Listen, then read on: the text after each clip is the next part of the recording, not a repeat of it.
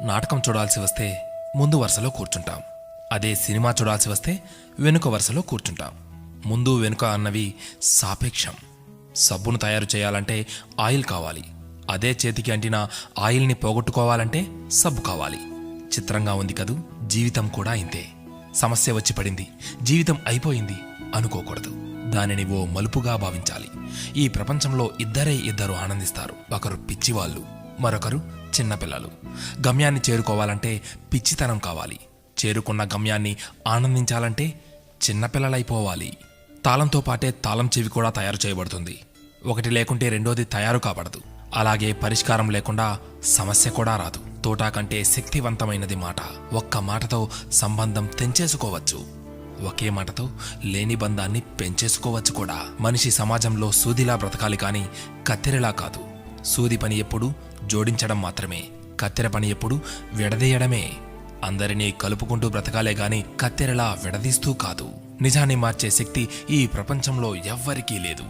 కానీ ప్రపంచాన్ని మార్చే శక్తి ఒక్క నిజానికి ఉంది.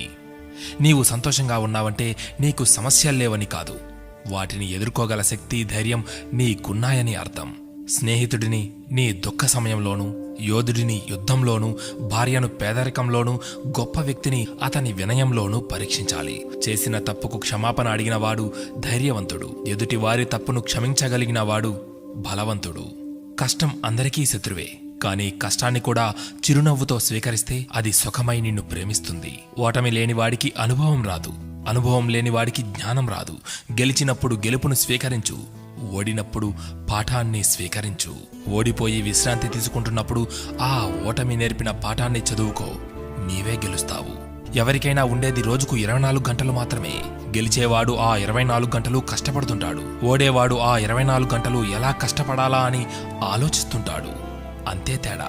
గెలవాలన్న తపన, గెలవగలను అన్న నమ్మకం, నిరంతర సాధన, ఈ మూడే నిన్ను గెలుపుకు దగ్గర చేసే సాధనాలు. నేను గెలవటంలో ఓడిపోవచ్చు, కానీ ప్రయత్నించడంలో గెలుస్తున్నాను.